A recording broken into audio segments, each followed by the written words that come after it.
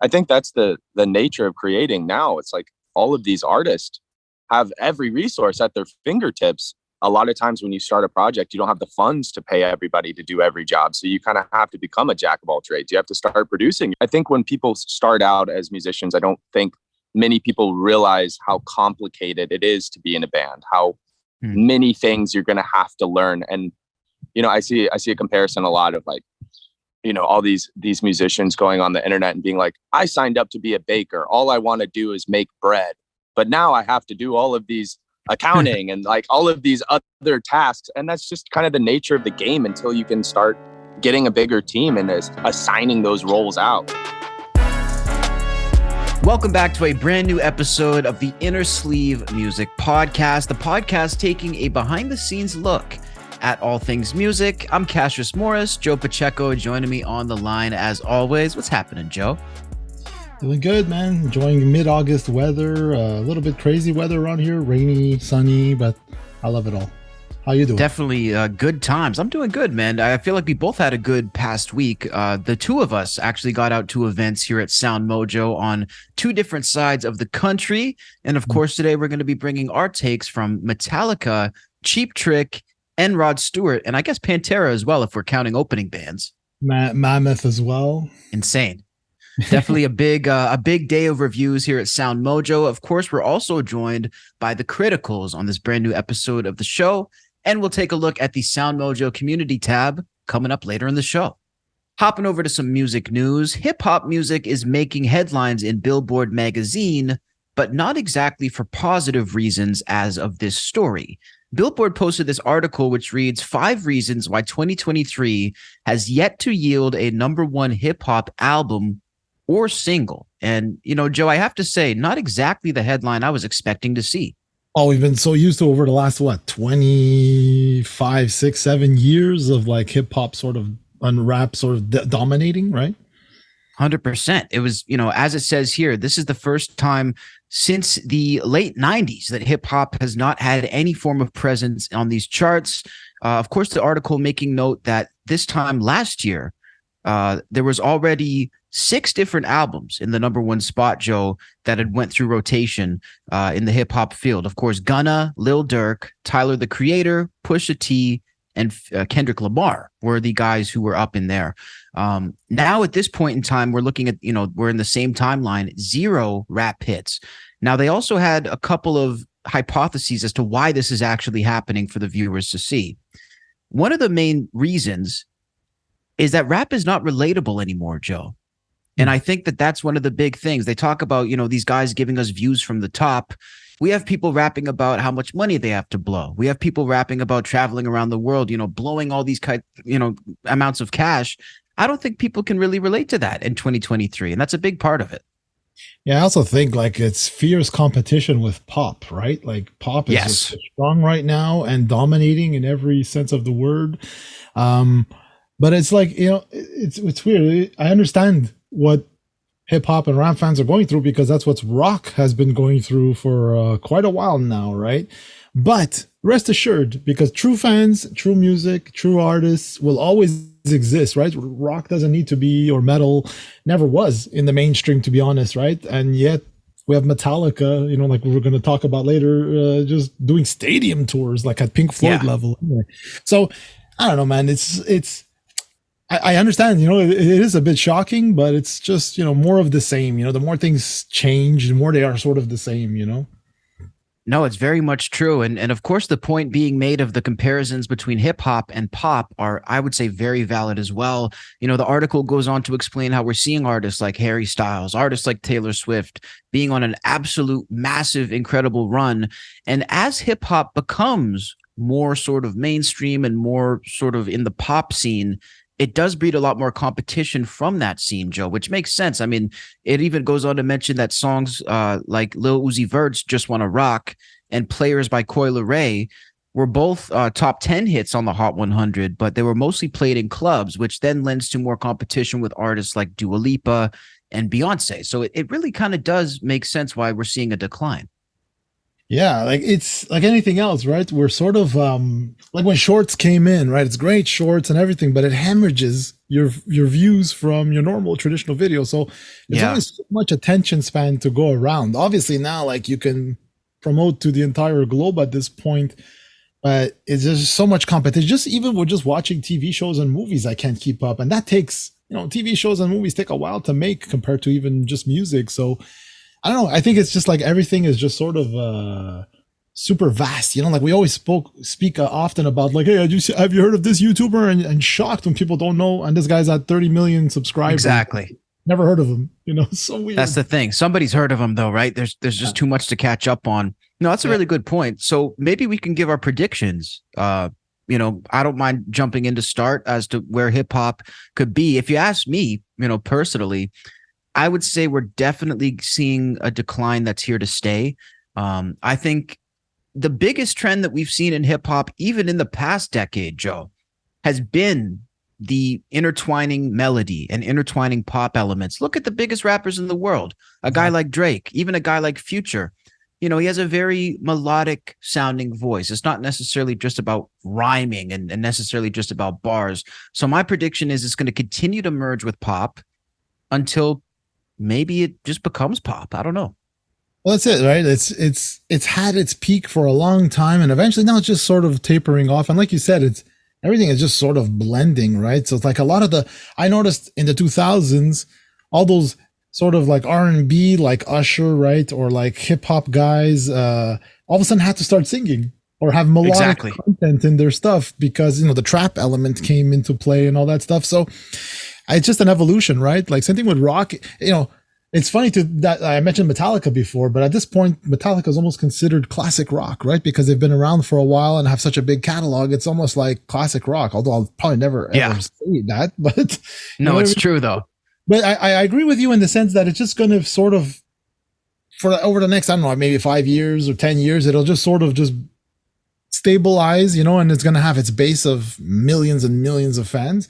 And yeah, it's going to, I don't know, something's going to happen, right? Something has to come new out of it for it to sort of maybe, find new life and new fans and stuff. But I'm also just thinking now, the whole rock star, you had hip hop people become rock stars pretty much, right? Like, and rock star, not necessarily tying to rock music, but just in the sense of popularity. The attitude. Yeah. Yeah, exactly.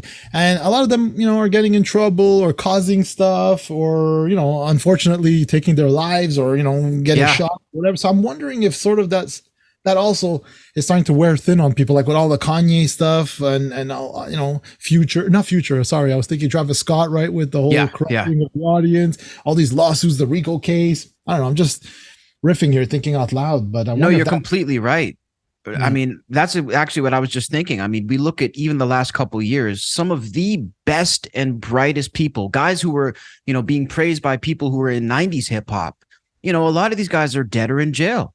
We lost Juice WRLD. We lost Mac Miller. We lost Young Dolph. We lost Takeoff. Young Thug is in jail. So yeah, you're right, Joe. I think a lot of the greatest talent is actually not even making music anymore. So it's a very strange and sad situation, but, I was just going to say this. No matter what, the Dogfather is still kicking ass. That's right. Hey, we will never get rid of Snoop Dogg. They should call him Snoop Roach. You can't kill him. Yeah, exactly. He's always doing well, Let us know what your predictions are for hip-hop music down below in the comments. Hopping over to a SoundMojo event review, Joe Pacheco, you were down at Metallica at Stadium d'Olympique. I'm not even going to try to say it in French. You could probably say it better. We could always just say it in English. Olympic Stadium. Olympic Stadium. That's true. That's my out. So talk to us about this show, Joe, because obviously Metallica, 2 shows at the stadium, and this is also a stadium that Metallica fans will probably recognize some lore about as well. Yeah, it's really interesting. Like I've been a fan of Metallica since, let's say, the 7th grade, right? When I heard Battery and Master of Puppets, the song, I was like, who Bon Jovi, who, no, this is the new thing, Anyway, the new thing. And all my friends at the time, they just weren't ready to hear that sound, they weren't ready. And it was like, oh, what are you listening to? What are you listening to? All this stuff. And then it's like, fast forward to, it didn't take that long, but let's fast forward to 2023. And it's like they're Pink Floyd level playing stadiums and You know, and the attendance here for those 2 days, 60 something thousand per night, total 127,500 people. Is that all? Yeah, and then there was another 60,000 watching electronica stuff at you know, it's crazy, this city. When I think about it, I take stock of it, you know, it's just insane. Anyway, back to this. Of course, I had to go see this show because I felt like it was the event of the year for me personally. You know, I mean, unless Taylor Swift would hit Montreal, that would probably be the event of the year. But Metallica, you know, and what's freaky about it is like when you were a kid, when I was a kid growing up, the adults in making decisions and doing this stuff couldn't care less about heavy metal or rock or anything like that. Oh, there's a Scorpions is in town. Fine, Scorpions is in town. Yeah, good for them. This, it's like Friday at 1 o'clock already. You had live bands playing outside in front of hundreds of people just waiting, lining up and stuff. So it's like they made it an event, which made me feel like, oh, it's so cool that like this generation of whoever's in charge sees it as like, yeah, man, this is like tourist attraction. This is like important. Yeah. You know, it's not just heavy metal. We don't like it, you know. It doesn't feel like it's marginalized anymore, right? It feels very much sort of accepted. Yeah. And even, you know, honored that like they would play here, you know, and all that stuff. Anyway, before I get, so I got there, it was like just before 5 o'clock, you know, and trying to find my way through this whole thing, get my photo passes and all that stuff. And worked out, ushered in, and like I hadn't been to the stadium in so long. I mean, the last time I think I saw a show there was in the 90s, and it was Pink Floyd. And I always hated the sound. I couldn't really define anything. You can hear certain things, but it was just too big to. So I had that sort of apprehensive attitude going into it, of like, okay, it sounds probably not going to be very good, you know. And was it better than expected, or did it you know, not live up to the sound? Yeah, I had my little ear. You know, first of all, I'll just gonna, you know, disclaimer this. They put us so far back that you'd need a lens that shoots the moon, and I only have one that goes about the 300 millimeters. You know, so get Lars in a spacesuit up there. Yeah, so when I did the math, you know, they told me, oh, it's 130 feet from the stage. I said, okay, mine covers about 170 feet. I should be okay. I got nothing, dude. I spent the whole night trying to shoot shots, and then when I would look, like, it's just out of range. So like, I have a lot of blurry Zach pictures, a lot of blurry pictures, or whatever. But let's get back to Mammoth. Mammoth started off the night, which, you know, if you don't know, it's Eddie Van Halen's son, right? Wolfgang Van Halen's band, and you know, been taking the world by storm. And I think of rock and kind of sort of helping breathe in a bit of fresh, absolutely, rock scene. But I'm not familiar with the stuff, you know, so I had my little earbuds in, I'm trying to take a shot, and I'm hearing the stuff, and I'm like, wow, the sound sounds really good. I could hear everything. I could hear his vocal melodies super clear. I could hear guitar parts and everything. So I was like, all right, this is starting off really good. Like, I was upset that I couldn't get many shots, but I was like, all right, at least the sound is good, you know? And the one thing that bothered me about Wolfgang's set was nothing musically or performance-wise. Well, performance, yes. Is they decided with a whole stage like that, he stayed in one spot with one mic and his back to half the audience. Really? The whole show? Oh, yeah. Well, his whole set was like 30 minutes, right? Wow. So I had this photographer next to me. He was a pro. He shoots all the main stuff. And he was saying, I don't think he got the memo. You know, we're over here. You know, smile with us, you know? So kind of, I was like, why would you do that? If I had that, you know, at that age, if I had that opportunity, I'd be running around that stage like crazy, you know, to see everybody. But whatever, I guess, you know, he's doing his thing, and he did well, and people really liked it. My sort of personal highlight, or what I was expecting to see, was the second band, Pantera. So I was really glad I got to see these guys. I haven't seen these guys since the 90s as well. I'm so jealous. I've never seen them, by the way. So I'm living through you on this one. Yeah, I know. What's really cool is they started off the set with, obviously right away, just some imagery of Dimebag and Vinny, you know, out of respect and everything. Yeah. So the crowd really got into it. And I have to admit, they sounded like they haven't skipped a beat, in the sense they just, Phil Anselmo sounded like Phil Anselmo. Charlie Benantes on drums was a monster, sounded great. Zach, come on, Zach is Zach, you know. Like, always great. And Rex is Rex. So it's all good. You know, the sound sounded really good. The only complaint I had would be, the drums were super loud, which is pretty rare, but it's like Pantera is like a metal band, man. So like the guitars were sort of just buried. I could tell, I could pick out what he was playing because I know those songs so intimately and those solos. But man, come on, dude. You could have used the boost. It would have been so much more enjoyable. But that's the only complaint I had for that. And man, people loved it. They played a great set, some really good songs. So definitely Happy I got to see them again. Definitely, I can see what you're saying though, because like Pantera was always a band that it sounded like they had 500 guitar players and they had one, right? So it's like you need that beefy guitar sound. I mean, it's got to be up front. I mean, vocals are always king. I get that, and metal drums or whatever. But this is Dimebag. It should have been a little bit louder. Well, it's not Dimebag, it's Zach there, but it should have been, in my opinion, it would have been just a bit louder. Fair. So that really well. Again, I got no shots, so whatever. We're going to be putting some here from some people that have sent me some stuff. And then we get to the main act, the main event. So yeah, I'm curious to hear about this. So refresh my memory. When have you seen Metallica exactly in concert? Well, I saw them first time and Justice for All tour, Sec 2. I remember that, and Queensryche, which was another one of my favorite bands at the time, opening up for them. So I really enjoyed that show. Paid $18 back then. Amazing.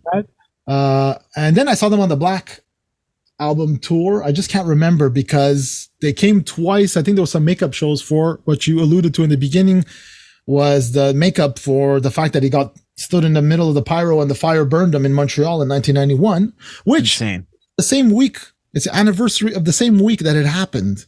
So weird. So weird. And the funny is that 3 days before, Guns N' Roses was in town, which was also that night, with that famous night in 91. But they were playing a Jean Drapeau, which is the outdoor scene. But all that to say, yeah, it's true. Like, because we had a riot here because of what happened, right? Metallica, you got burned, so you had to leave early. And then the Guns N' Roses, not only did they not make it on time for their normal set, but they made people wait an hour and a half, I think, even longer. Oh, come on. Yeah, Axl came Good out. old Axl, eh? Sounding horrible, apparently, because I wasn't there. No, I was there at the time. Yeah, it sounded pretty horrible. And then, I don't know, he started telling people off and then walked off stage, and that's Come on. A riot ensued. Can you imagine 50-something thousand people? It's a riot, bro. Like, it was crazy. Yeah, you can get in trouble for that too. That's no joke. Yeah, I don't know if he did or not. That's a good. I know he did in St. Louis, right, or something, but he didn't get it in Montreal. So how would you say this compared then to those shows? Well, better because there was no incident, So I'm thinking, that's true. Watch there be a riot here, with 60,000 people. Who knows, right? But no, dude, nothing. Metalheads are awesome. They're just cool. They're just there to have a good time. You might have a jerk here and there, which I didn't see any, to be honest. It was just like so smooth. No major lineups anywhere because the freaking place is huge, but no major lineups. And it was just ran like a well-oiled machine, So kudos to Evenco promoters and everybody putting that stuff together, because it's tough, man. And plus, we read the day before there was a big accident. They had a big accident. One of the rigs. They had a crash, right? So I don't know. It didn't affect anything here because it takes. I'm assuming they have leapfrog stages, right? So one's being teared down, they're already probably performing the next one. Yeah. But anyway, if you wanted to eat something, minimum, I think beer was $15 each. But like a trio, I guess it was a hamburger or a hot dog or something like that, was $34.50. If you wanted to, man, that's criminal. Merch was merch, right? $70 shirts, $115 shirts. Somebody had a mug, a nice yellow mug that you had to be in the fan club to get. But wait, you had to be in the fan club to be allowed to buy it for $50. It doesn't come with the fan club? Come on, guys. I heard some of those passes, like the passes were like a couple $1,000 there to have the VIP stuff, like a meet and greets and all that. Hey, man, to each their own. It's not something if you can afford it, it's great. I mean, yeah, it's definitely not in my price range, but unbelievable. Getting back to the show, when they start, the one thing that I love about Metallica, and I always have loved about Metallica and a lot of major acts, is the classiness that this band displays all the time, within reason. I mean, they're not saints, whatever, but yeah, like the show starts and there's a whole montage of prior visits to Montreal, Quebec City, nice. To do. So you have all these montage of nice pictures, fans, meet and greets with fans, them freaking out with fans, audiences with the Canadian flags and stuff. So it gets you going, man. It really does get you going and pumped. And they start off with Creeping Death from Ride the Lightning, which is awesome. I never got to jumping see that right in. Yeah, exactly. The Shortest Straw, which is another one I loved from and Justice for All. And then it was a great set, So like, again, I got no shots because I tried, man. I really tried.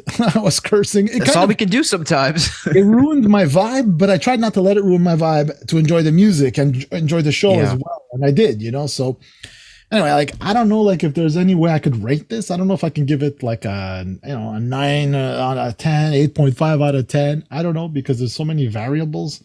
Because a lot of different bands as well. That's it. The next night on the Sunday, which I couldn't make it because I had a family event, but it was, Ice Nine Kills and Five Finger Death Punch, and it did well. Obviously, they had another 60,000 people, so I didn't hear any craziness. But overall, dude, like I was happy with the sound. I started seeing some people writing that in their section the sound was a bit weird, but man, it's high. That place is big. That's the thing; it's huge. I still felt like from where I was on the floor, there was a lot of empty space. So, and I saw some of the pictures, and even though it's set up in the middle, had they sold more tickets, let's say they would have had it more full. But it made it look a bit empty to me, but. It wasn't because there's almost 130,000 people. No, I noticed that as well from the footage in general from this tour. It's just so big that it looks empty. Yeah, this venue was huge, Olympic Stadium, from the 70s, to handle, the baseball teams played there and stuff like that. So it's huge, But no, in general, man, Metallica loves Montreal. Montreal loves Metallica. It went really well, Incredible. Let us know if you got the chance to see Metallica so far on this tour, or if you will be seeing them coming up down below in the comments. Hopping over to the SoundMojo jet, we're going to take a flight cross country and hop into another event.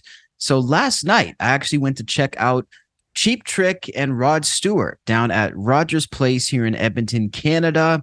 Definitely, Joe, this is like a bill directly out of 1978. Like this is... a show I was really surprised to be seeing in 2023 and very glad to be seeing as well. This was like the ultimate blast from the past. That's cool. I've never gotten to see Cheap Trick. Always seen I forgot his name now, the guitar player with all his crazy guitars. Rick Nielsen, yeah. That's it. That guy is like so like iconic just for like all the crazy guitars and his look and stuff. So how was Cheap Trick? I'm curious. Cheap Trick was amazing, man. I got to say, it's really cool for me to see the fact that they still have the main three original members on stage. Again, that's something that I think is pretty rare.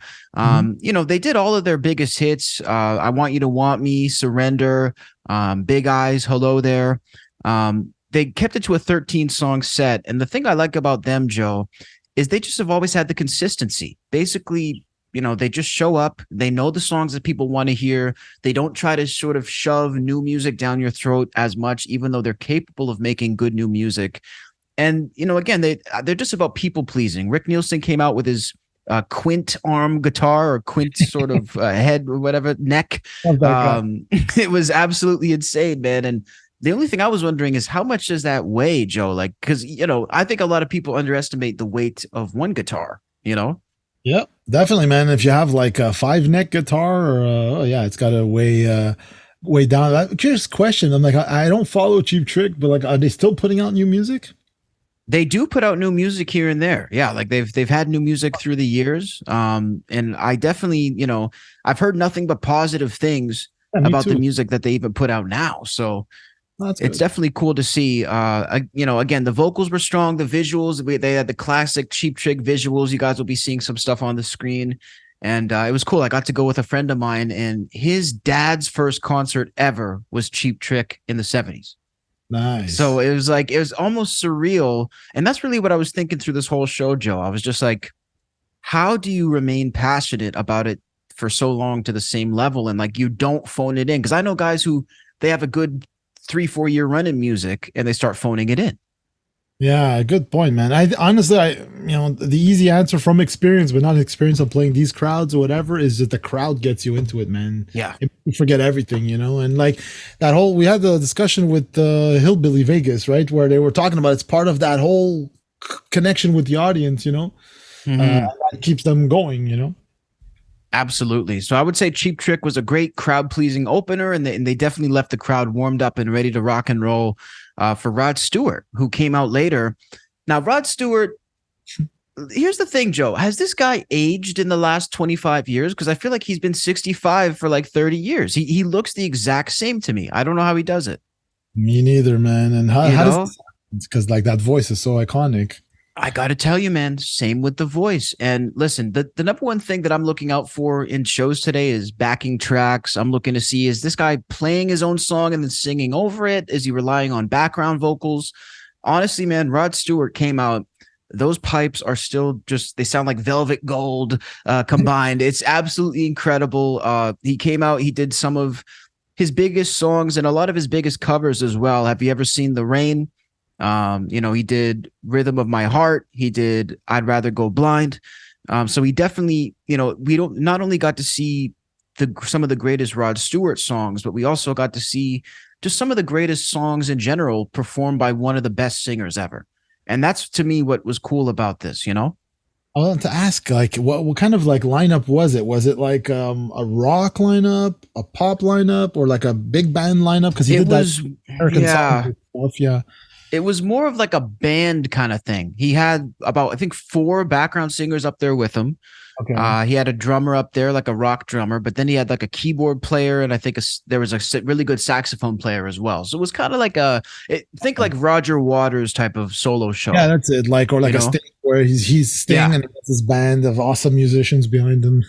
Exactly, and he showed a lot of love to them, and the thing too that I really loved is like, every person on that stage seemed thankful for the opportunity. You talk about, like people standing there, like, Mammoth facing away from the cameras, and, you can't really tell if they're happy to be there or what the deal is.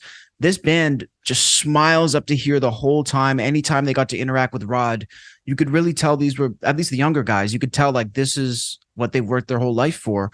And it was really fun, man. I got to say it from everybody from Rod Stewart to his background people, it just felt like I was watching a bunch of folks who are doing what they love to do, and they really wouldn't rather be anywhere else. So I honestly, it's not like I'm a huge Rod Stewart fan. I don't sit at home and listen to him all day, but I was thoroughly impressed by this concert. I really enjoyed it. And what was like the venue like? Was because he's a pretty big artist, so I'm assuming it's like in an arena. Yeah, Rogers Arena. So that's where our NHL plays here in Edmonton. And I was up in the 200 section. That venue, by the way, Joe, the 200s are so high up that you have to take an escalator that goes into the ceiling. It's scary. It's a really, really high escalator. And then the way they built it, it feels so steep. So that's my only complaint. I will say anybody, if you go to Rogers Arena in Edmonton, do not buy the 200 seats if you have vertigo or you're scared of heights. Because there was a couple moments I was dizzy up there. I was like, but it was cool to see. Mostly sold the whole venue. I can imagine, because like even when we're talking about Metallica, man, like I don't know the sections by heart, but I saw some people right now I was in 400 or I was whatever, but like it's skyscraper height, it's so high up, and it's like, wow, man. But it was like in the round, completely full. Like it's impressive to see like the numbers that like these guys can pull out. Like I don't know, especially like a city like Edmonton, a city like Montreal, we had like 3 or 4 other events, big events happening at the same time. That's it. It's insane. It's really cool to see. And again, it's just a testament to the human spirit and the love of, music. And that's ultimately whether it's, the older generation, new generation, whatever genre it is, that's ultimately, I think if you can retain the love of music and you guys can all share that, to me, it's a good show. So I'll go ahead and give this a solid 8 out of 10. I really don't have any complaints. Let us know if you guys have got the chance to see Cheap Trick or Rod Stewart and what you thought down below in the comments. Hopping over to the SoundMojo community tab. Of course, this is the spot on our YouTube channel where we post various questions and polls to see what our audience has on their minds and are listening to. And here we ask, when it comes to live music performances, do you find yourself more drawn to attending a concert or a music festival? Now, this is an interesting question, Joe. Yeah, our audience picked 88% for concert and 12% for music festival, which does and doesn't surprise me at the same time. What about you? Honestly, I figured it would be closer to like a 60-40, based on the amount of tickets that are just sold at music festivals. That's the only reason I would think that. There obviously is enough people who enjoy them. For personal taste, though, Joe, I think it's a toss-up. I think if you can get a full set from the artist that you want to see at a festival and a lot of their fans show up, I think you can get a really good show. But if you really do want that full set, you're probably better off going to just see them, right? Yeah, exactly. And I think Donald Fagan here agrees with you when he says, festivals are fun, but if you want that full set, concert is the way to go. The concert is the best of both worlds, in my opinion. Yeah, definitely. Like I've been to a few festivals and stuff, and I've enjoyed it. Don't hate them, but for some reason, I don't know. I don't feel like spending the whole day or it's more actually a fear of like being caught in the rain, mud, or craziness. Yeah. It's like, you just want to go home and I'm done, kind of thing. But it's it's not for everybody. We have Bubkus Jones. I've never been to a festival. Would love to go to one, but they typically don't happen enough where he lives, which or in his budget. So I could totally feel that. I'm lucky to. Yeah. Like this weekend showed proved to me that I'm lucky to be in Montreal, man. There's just so many things going on and big things, not just like little club events. We're talking about big festival. Major names here. Yeah, exactly. Land Houston 4156. Festivals take more planning and supplies, chairs, tents, sleeping. Yeah, exactly. Charcoal grill and stuff. And party favors for sure. You definitely, if you're gonna bring, if it's one of those where you can camp on site kind of thing, yeah, for sure, you got to bring something. Well, yeah, and it's multiple days as opposed to usually one day, right? So that just brings everything up there as well. Exactly. New Duke 420. I'm limited to doing my own private shows at home. Been there. There you go, Duke. And then Game X Simmons. Festivals are overrated, and it's hard to actually enjoy the music. I find so many people are just hanging out, not really into it.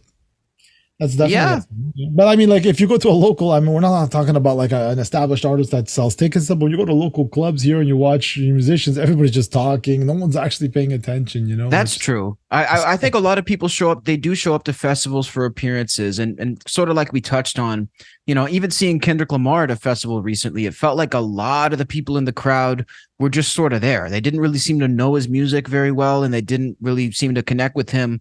And I could definitely feel that from the artist. Like he didn't seem to be as into it either. That's what I think. Like it's great exposure for any artist. Like if you're like Metallica, like Mammoth, look at this audience that's provided for you. Obviously nobody ever. It wasn't full at that time because people come more for the main act.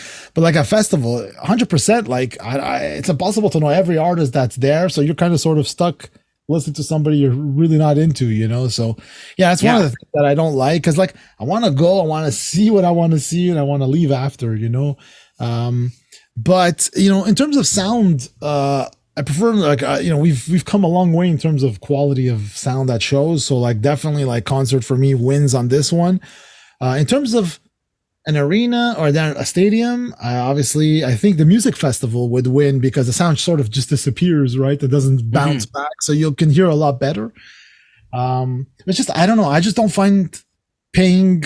This is just me, but paying a couple $100 to stand 100,000 people in front of me to watch, let's say, Iron Maiden or Metallica or whoever it may be, I just don't get it. I just don't see the point. I understand like a EDM kind of thing where it's sort of like almost a rave happening. So it's not the audience is just as important as the DJ almost. Yeah, it's less about the guy up there. It's just about the music and the vibe. Yeah, right? So you're getting into the pump of the music and everything. Whereas, I don't know, with rock, metal, it's you want to see the artist. So anyways, I don't know if that makes any sense, but it makes a lot of sense, actually. Yeah, you're starting to make me question my answer. We want to know more of you guys' answers, though. Make sure to go hop on the SoundMojo comms tab or right here on this video and let us know, what do you prefer, concerts or music festivals?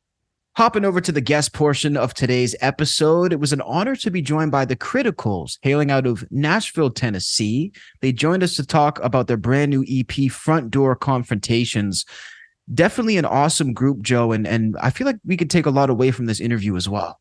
Yeah, I know. There's such good poppy, catchy stuff. Like I don't know, maybe it's me. I wasn't expecting this kind of a sound from Nashville, right? Because we're so used to like country kind of like stuff. But no, this is great. They sound like they came from the UK, basically.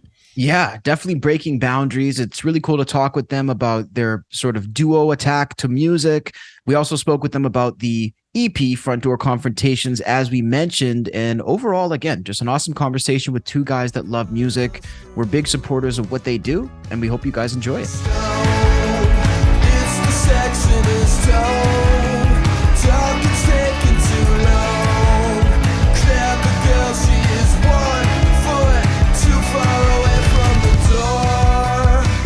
The Criticals, thank you for taking the time to join us on the Innersleeve Music Podcast. Welcome.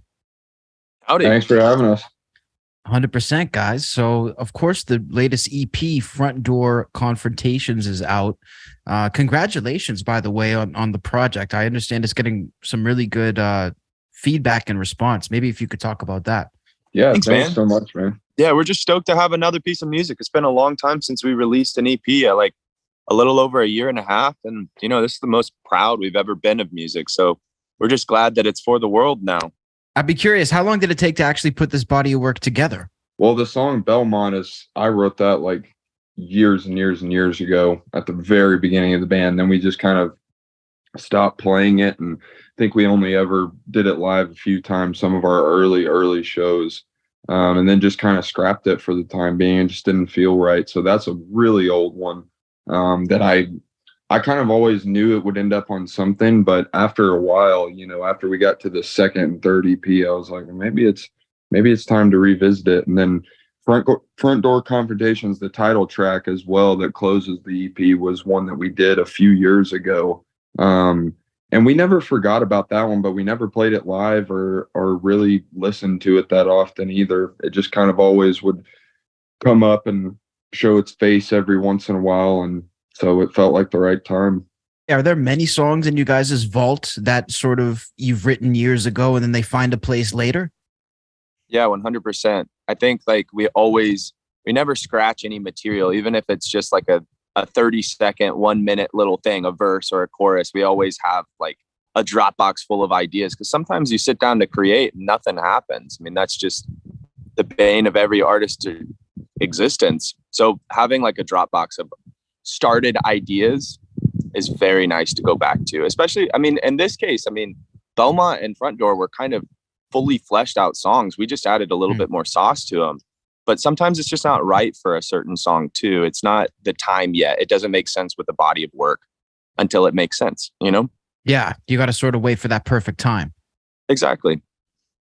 I can imagine like this. I was going to ask the same question in terms of like, you guys you've been working together as the Critical since about 2018, right? So like if you're telling me you've got songs, well, I can imagine already, because myself as well, I have a Dropbox folder huge with amounts of songs and stuff, so it's like, and sometimes you're just not ready. It's just the right timing, right? Like you go on a walk, you hear the song, you're like, whoa, you hear it with a different perspective, and it's all of a sudden it's like, yeah, it's good now, Yeah. Well, it's also, I mean, when you, I mean, we produce all the songs too, and we write the songs, like, so the life of the song is very different. I mean, from writing it to recording it to making a music video is like, you listen to that song 400, 500 times, and then you get tired of it. And then sometimes you just need to put it on a back burner for, a week, a month, a year, 5 years, who knows? And then it just feels different. The context is different sometimes after some time has passed. Definitely. So it really takes on a new life and really gets a different flavor once it actually hits that project. Exactly. I love that. So, I mean, in terms of the musical style that you guys put together, I'm curious to sort of delve into that. How would you guys describe yourselves as a band? Are you a duo? Are you a band? Like, how exactly would you describe the Criticals? I think, I mean, Cole and I do, we, for the most part, do all the recording for the studio stuff and the writing as well. So as far as studio goes, our drummer Tylen did play he played all the drum tracks on this last EP.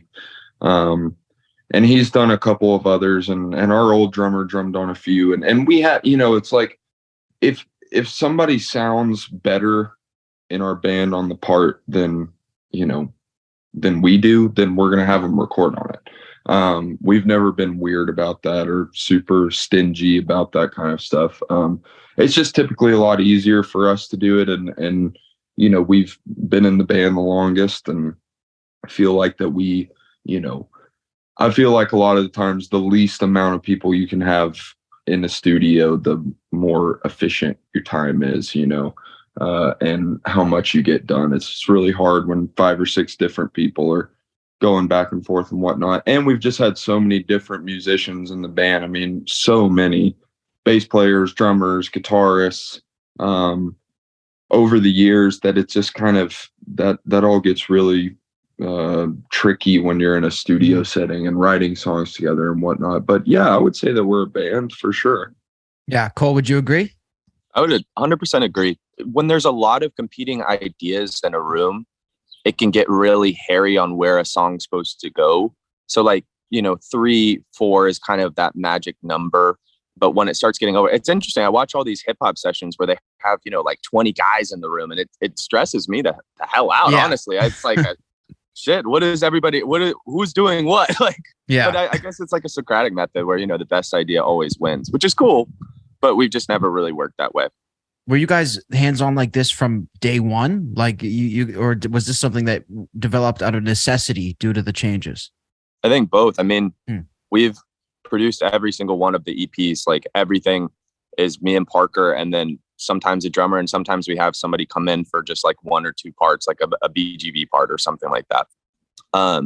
But it is kind of a necessity thing. I think now when you have so many resources, you have the internet to look on, like you can learn how to record so easily. You can learn how to compress your vocals with a YouTube video. You can learn how to do almost anything. And it's like, I think that's the nature of creating now. It's like all of these artists have every resource at their fingertips, you know? So we're, I guess, just a product of that generation where a lot of times when you start a project, you don't have the funds to pay everybody to do every job. So you kind of have to become a jack of all trades. You have to start producing your own music videos. You have to think of like I think when people start out as musicians, I don't think many people realize how complicated it is to be in a band, how many things you're going to have to learn. And, you know, I see a comparison a lot of like, you know, all these musicians going on the internet and being like, I signed up to be a baker. All I want to do is make bread.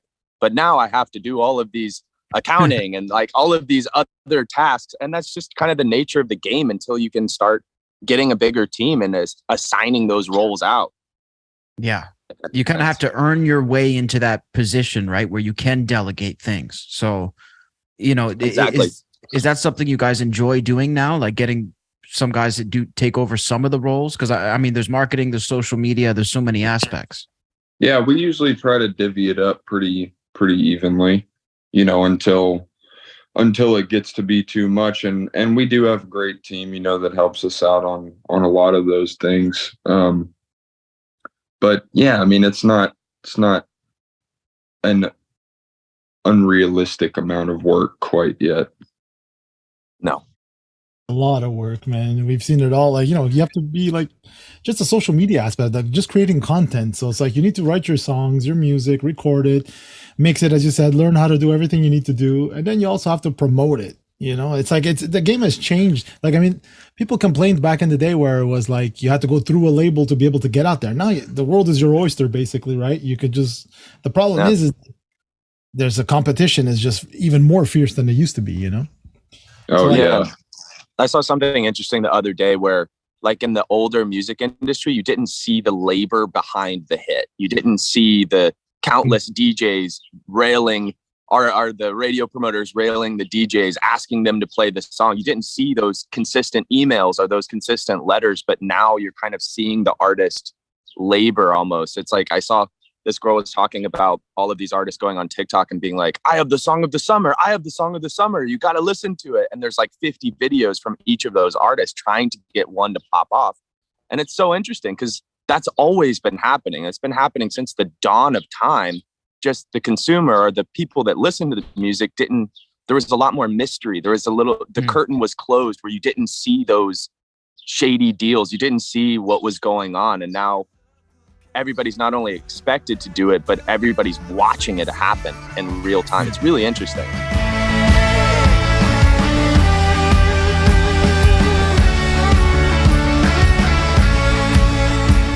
How do you guys navigate those aspects of it? And also, you know, mentioning like navigating through the noise as well. I mean, like this is a tall order. It's not easy to do. So how do you guys manage it? I think it's just about honesty. I mean, at the end of the day, we just want to create the music that we want to create and play the shows that we want to play and do the best that we can and create the best experience and write the best songs. So it's like, I think that it's been interesting in the time that we are a band in this specific time. There's a lot of information and expectations of what a band should do to get an audience. And I think at the end of the day, we just want to be honest and do what we want to do. And that's, I think, the best rule to live by for any career, honestly. Was it Jim Carrey who said, like, his father had told him, like, you can fail at doing what you don't want to do, so you might as well fail at what you want to do if that is the case, you know? Right. Yeah. At least go for it, right? Yeah. No, that's a good point. So in terms of, you know, the latest single and of course video, of course we've seen the Clever Girl video and that's the lead single for the EP. Maybe talk to us a bit about the inspiration behind this video, because it's definitely interesting. honestly just kind of went in a completely opposite direction.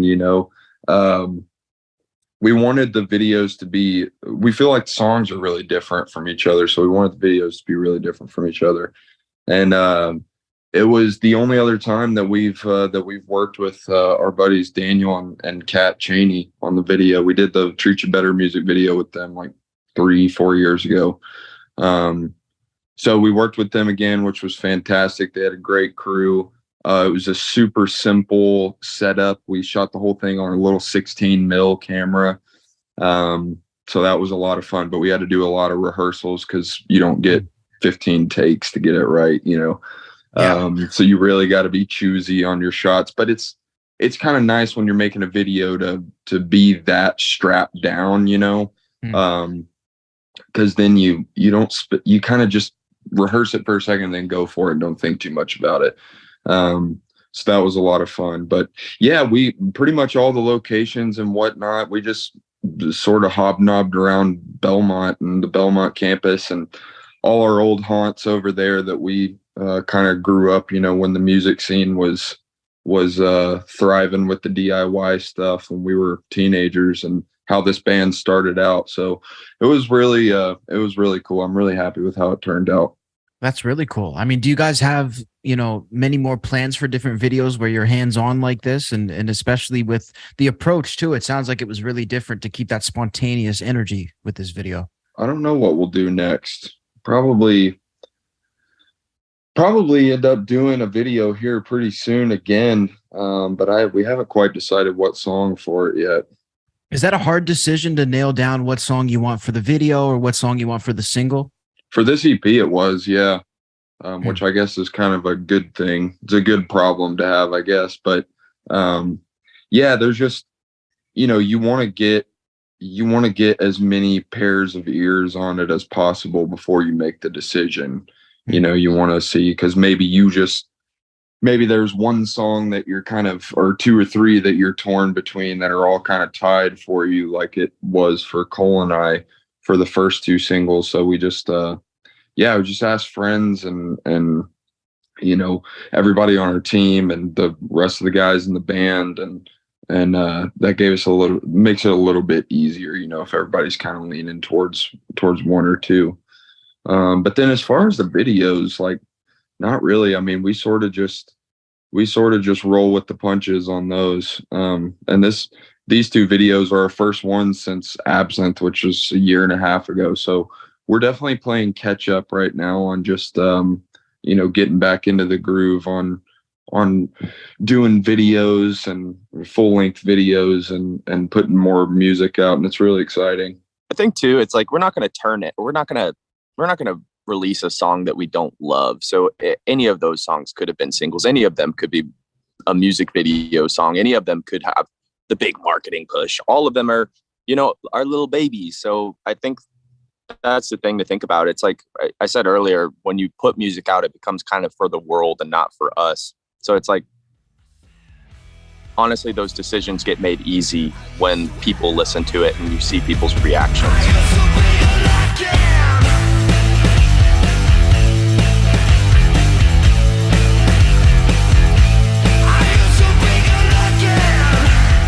Just to take it back for our audience who may not be familiar with you guys, like you mentioned a few times DIY, right, and the indie stuff, and you guys are based out of Nashville. So how did you guys hook up? How did this whole thing start? Dude, it was really natural. I mean, me and Parker just grew up in bands from the time we were little kids, and all of a sudden, Nashville is an interesting place where most of the venues are 21 up here. So if you want to play a show and your friends are 18 years old, they're not getting into the bar to come see you play. So you got to kind of figure out a solution for that. So you end up playing in basements, or somebody's dad works for a church that's going to let you use their gym or something.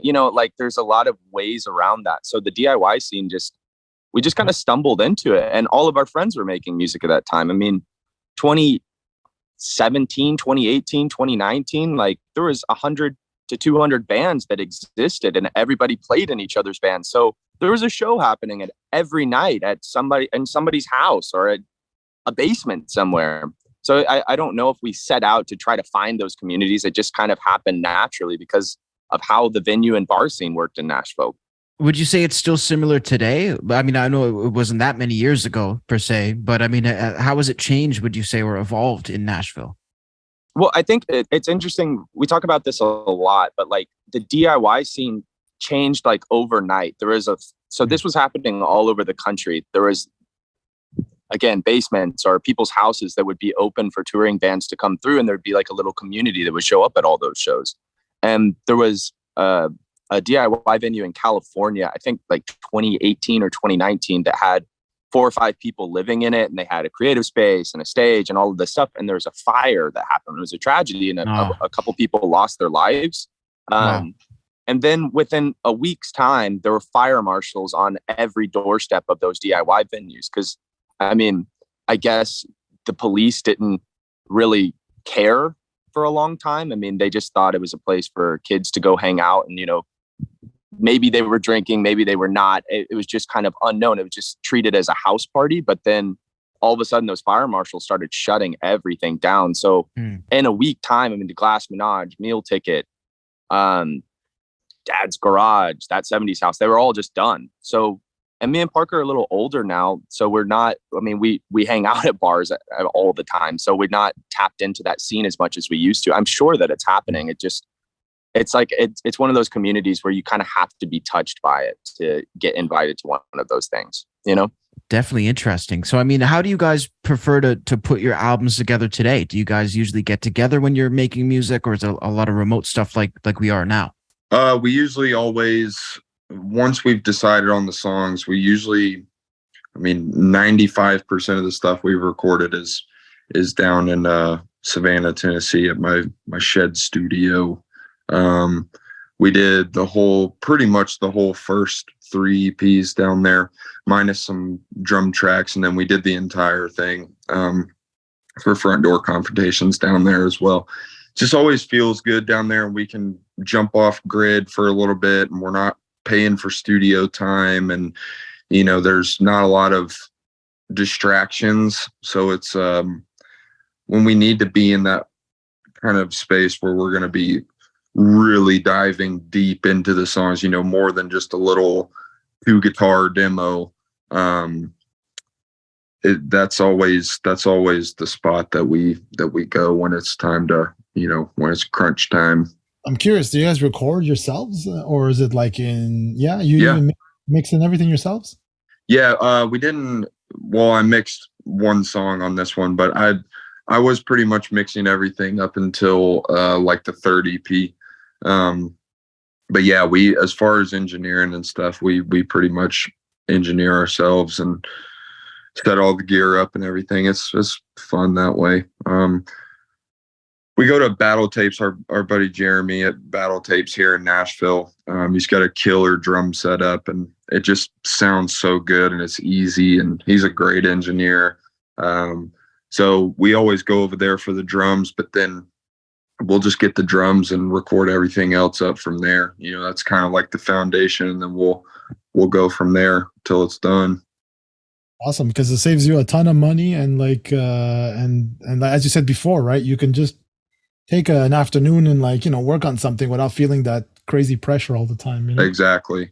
And then I'm assuming studio prices are expensive. Yeah, because then it's like this way. I don't know about like what your deal is and stuff, but I mean, like, everybody's been talking about keeping your masters and all that stuff. Like, so are you guys in sort of that situation as well?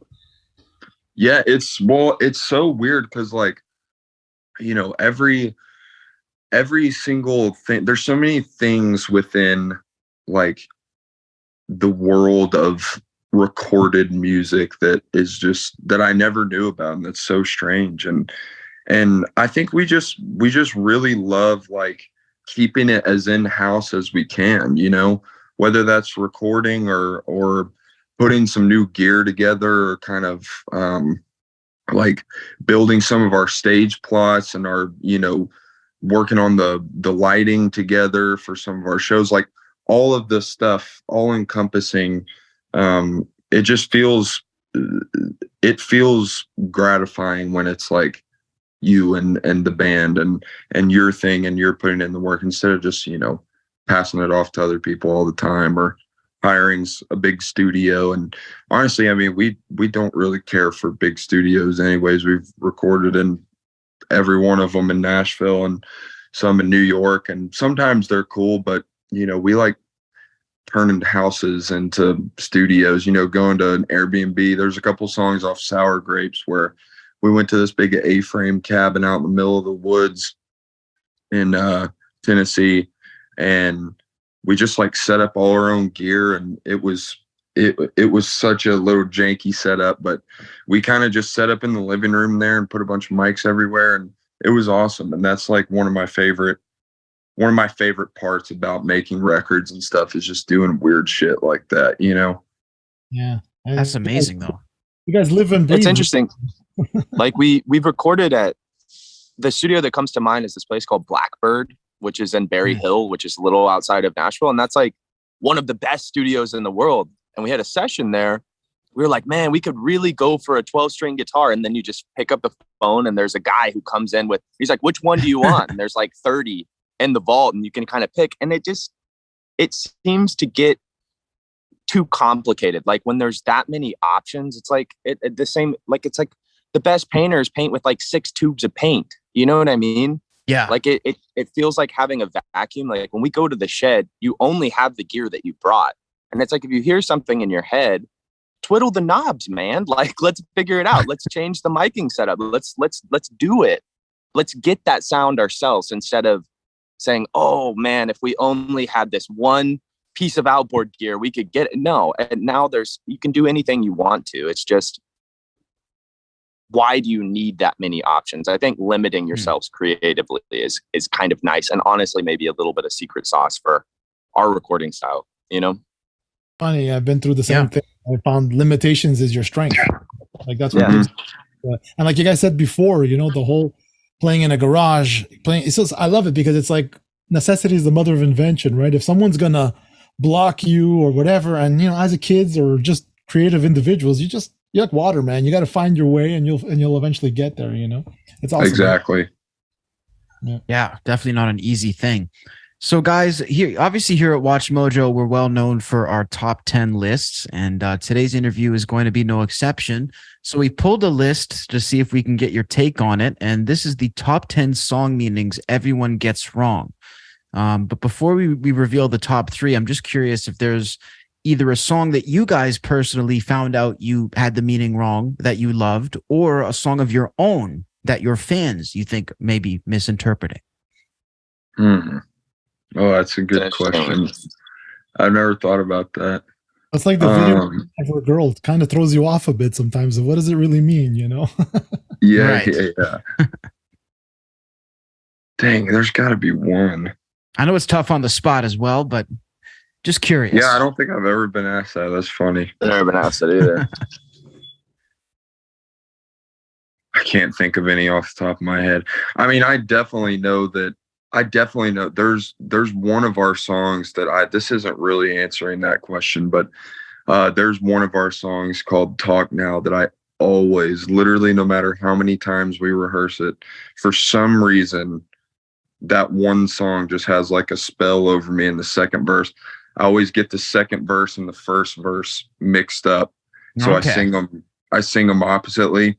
And so many times, every time we play that song live, I'll look out on the front row when we bust into that song, and I get like 3 words in, and everybody's just like confused looking. They're like, what is he singing? It's the remix. Yeah, exactly. He's messing it up. That's hilarious. Well, there you go. That's definitely a unique twist on the question. Songs that the artist has misinterpreted and the meaning wrong. I like that. Okay, well, we do, unless you have one, we do have our top 3.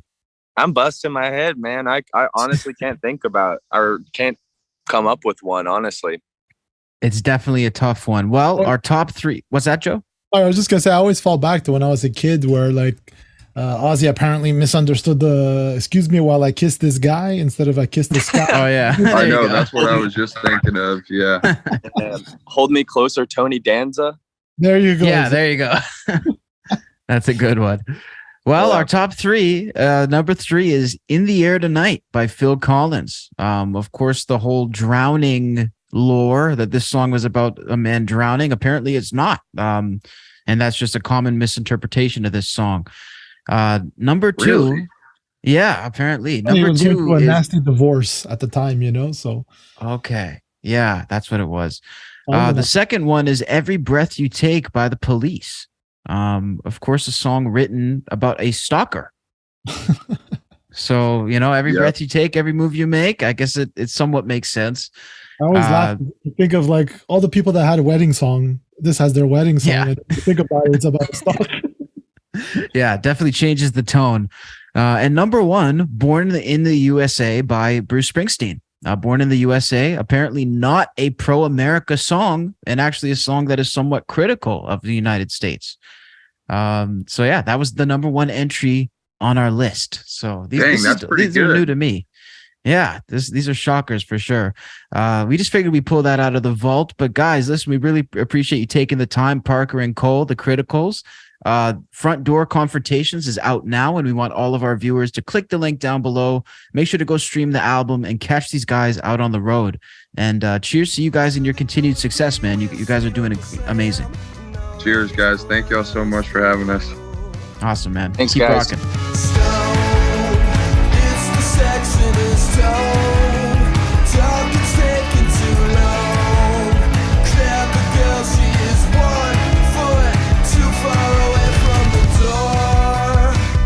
Huge shout out to the Criticals for joining us on this brand new episode of the Innersleeve Music Podcast. That was fun there at the end, Joe, with the songs that people often get wrong. I got to admit, I feel like I've been getting most of those wrong my whole music listening career.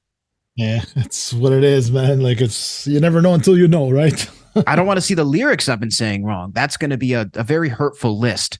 But huge shout out to the Criticals for joining us, man, Parker and Cole. And make sure to go check in with the Criticals down below. We have all the links you need to go connect with the guys. And of course, make sure to check out their latest EP as well. We'll put the Spotify link for easy access. We appreciate you guys checking into this brand new episode of the Innersleeve Music Podcast.